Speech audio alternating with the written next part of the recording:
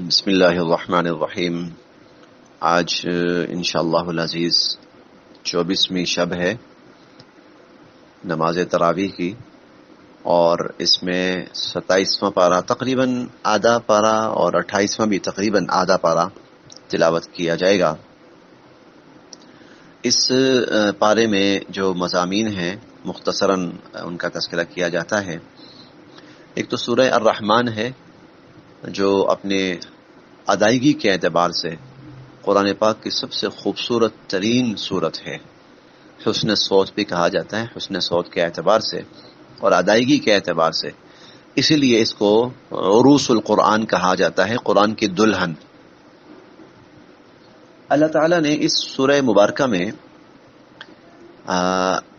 ان بندوں کے بارے میں، ان لوگوں کے بارے میں جنہوں نے زندگی اس احساس کے ساتھ بسر کی کہ کل قیامت کے دن ہم نے اپنے اللہ کے سامنے کھڑا ہونا ہے، اور اس احساس اور اس ڈر اور اس خوف کے ساتھ انہوں نے اپنے آپ کو بچائے رکھا برائیوں سے، گناہوں سے، نافرمانیوں سے۔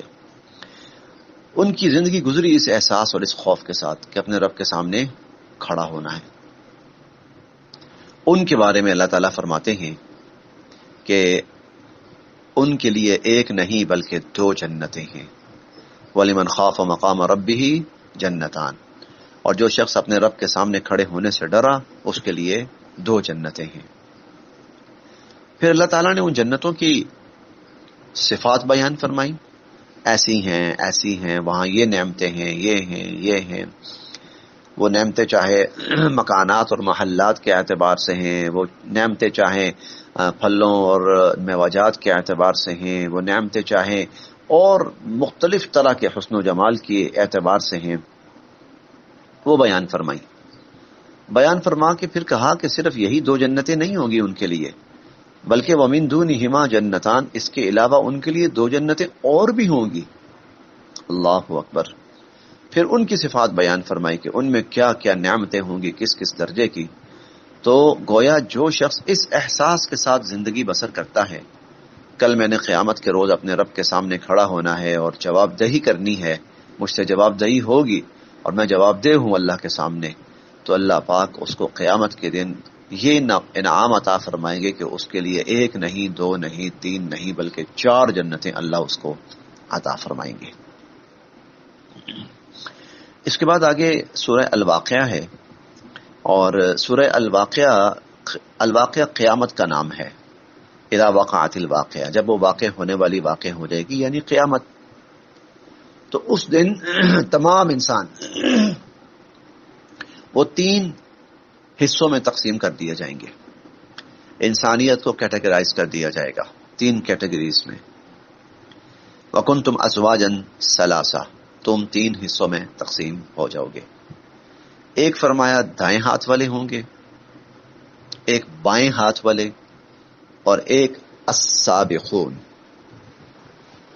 السابقون کون ہوں گے؟ السابقون وہ نیک بندے ہوں گے جو دین کے ہر کام میں آگے بڑھ چڑھ کر حصہ لیتے رہے، عبادات ہوں، اعمال ہوں، انفاق فی سبیل اللہ ہو، نیکی ہو، جہاد ہو، دعوت ہو، تبلیغ ہو، کوئی بھی سلسلہ ہو، وہ ہمیشہ ہر کام میں آگے رہے، پیش رہے۔ چنانچہ ان کے بارے میں اللہ فرماتے ہیں کہ ان کو اللہ تعالیٰ سب سے اعلیٰ جنت عطا فرمائیں گے۔ حضرات انبیاء علیہم السلام السابقون میں سب سے پہلے ہوتے ہیں، پھر اس کے بعد یقیناً ان انبیاء علیہم السلام کے متبعین میں سے اور ان کے پیروکاروں میں سے اور ان کے صحابہ میں سے بھی بہت سارے السابقین ہوتے ہیں۔ تو ایک تو یہ طبقہ ہوگا، چونکہ ان کی محنت زیادہ تھی اسی لیے قیامت والے دن ان کا انعام اوروں سے سب سے بڑھ کر ہوگا، ان کی جنت اوروں سے سب سے بڑھ کر عالی شان ہوگی۔ دوسرا فرمایا اصحاب المیمنہ، اصحاب الیمین بھی ہے، اصحاب المیمنہ بھی ہے، دائیں ہاتھ والے۔ یہ وہ لوگ ہوں گے جن کا حساب کتاب ہوا، بس حساب کتاب میں اللہ نے کیا کہ وہ پاس ہو گئے اور وہ جنت میں جانے کے حقدار بن گئے۔ چنانچہ اللہ رب العزت ان کو نامہ اعمال دائیں ہاتھ میں تھمائیں گے، یہ علامت ہوگی کہ ٹھیک ہے آپ بھی اب جنت میں جا سکتے ہیں، لیکن ان کا رتبہ، ان کا مرتبہ، ان کی جنت السابقون سے وہ بہرحال بہت کم ہوگی۔ تیسرا طبقہ ہوگا اصحاب الشمال، بائیں ہاتھ والے، جن کو نامہ اعمال بائیں ہاتھ میں دیا جائے گا۔ یہ اس بات کی علامت ہوگی کہ ان لوگوں نے اپنی زندگی برباد کی، اللہ کے نافرمان رہے، اور آج یہ لوگ جہنم کے اندر ڈالے جائیں گے۔ پھر اللہ تعالیٰ نے جہنم کے جو عذاب ہیں ان کے مناظر بیان کیے جو بہت ہی تکلیف دہ ہیں اور بہت ہی وحشتناک ہیں۔ اللہ پاک ہمیں اس سے محفوظ فرمائے۔ تو سورۃ الواقعہ جو ہے وہ قیامت کے روز انسانیت کی تقسیم بیان کرتی ہے۔ انسان 3 حصوں میں تقسیم ہوں گے، السابقون، اصحاب الیمین اور اصحاب الشمال۔ اس کے بعد سورہ الحدید ہے۔ سورہ الحدید جو ہے اس کا موضوع لب لباب وہ ہے انفاق فی سبیل اللہ۔ سورہ الحدید اس موقع پر نازل ہوئی ہے جب مسلمان کفار کے خلاف لڑائی اور جہاد میں مشغول تھے، اور اب کچھ عرصہ انہیں کفار کے خلاف لڑائی میں اور جہاد میں اور قتال میں مشغول رہنا تھا۔ چنانچہ اللہ رب العزت نے ایمان والوں کو ترغیب دی کہ جہاں تم نے جان کے ساتھ جہاد کرنا ہے وہاں بہت ضرورت ہے کہ تم مالی جہاد بھی کرو، یعنی انفاق فی سبیل اللہ، اللہ کی راہ میں مال خرچ کرو۔ فنڈ قائم کیے گئے کہ ان میں پیسے جمع کرواؤ، مال جمع کرواؤ، تاکہ اس کے ذریعے سے جو جہاد کے اخراجات ہیں وہ پورے ہوں، مسلمان جہاد کی تیاری کریں اور پھر دشمن کا مقابلہ کریں۔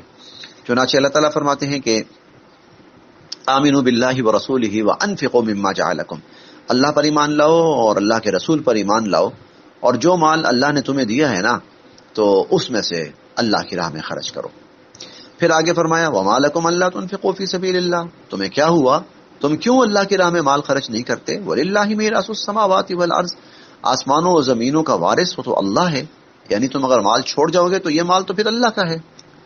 پھر ایک اور تعبیر اختیار فرمائی، من ذا الذی یقرض اللہ قرضا حسنا، کون ہے جو اللہ کو قرض حسنہ دے؟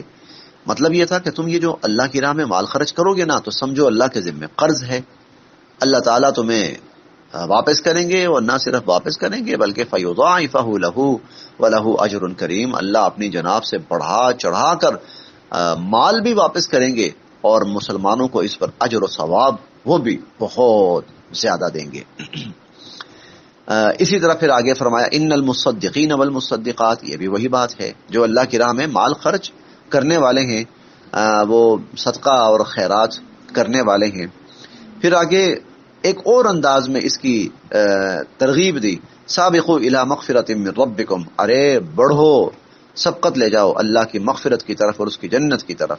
اس کی شکل کیا ہے کہ اس وقت ضرورت ہے کہ تم مال سے بھی اللہ کی راہ میں جہاد کرو اور جان سے بھی اللہ کی راہ میں جہاد کرو۔ تو یہ سورہ الحدید یہ اس کا خلاصہ ہے، اور پھر اس کا نام الحدید اس نسبت سے ہے کہ اللہ تعالیٰ نے حدید کا ذکر کیا۔ حدید کہتے ہیں لوہے کو۔ اب یہاں پر لوہا کس نسبت سے ہے؟ لوہا اس نسبت سے ہے کہ جب تم نے جہاد کرنا ہے نا تو جہاد کے لیے اسلحہ بناؤ، اور چونکہ اس زمانے میں تو خصوصاً اسلحے کے اندر لوہا بہت زیادہ استعمال ہوتا تھا، تو اللہ تعالیٰ نے فرمایا کہ وَأَنزَلْنَا الْحَدِيدَ، ہم نے لوہا اتارا ہے۔ کیوں؟ فِيهِ بَأْسٌ شَدِيدٌ، اس میں بڑی طاقت ہے، اور یہ جب اسلحہ بن کر مسلمان کے ہاتھ میں آئے گا تو اس کی طاقت کئی گنا بڑھ جائے گی، اور پھر جو اس کا اصل مقصد ہوگا یعنی کفار کی گردنیں کاٹنا، تو وہ مقصد بھی پورا ہوگا۔ وَلِيَعْلَمَ اللَّهُ مَن يَنصُرُهُ وَرُسُلَهُ بِالْغَيْبِ، جب تم اسلحہ بناؤ گے، اس کو ہتھیار بناؤ گے، تو پھر اللہ پاک ان کی مدد کریں گے اور ایمان والوں کی بھی مدد کریں گے اور اپنے رسولوں کی بھی مدد کریں گے۔ کیوں؟ ان اللہ قوی عزیز، اللہ بہت قوت والے اور غلبے والے ہیں۔ اللہ تعالی ہم سب کے لیے عمل کی راہیں آسان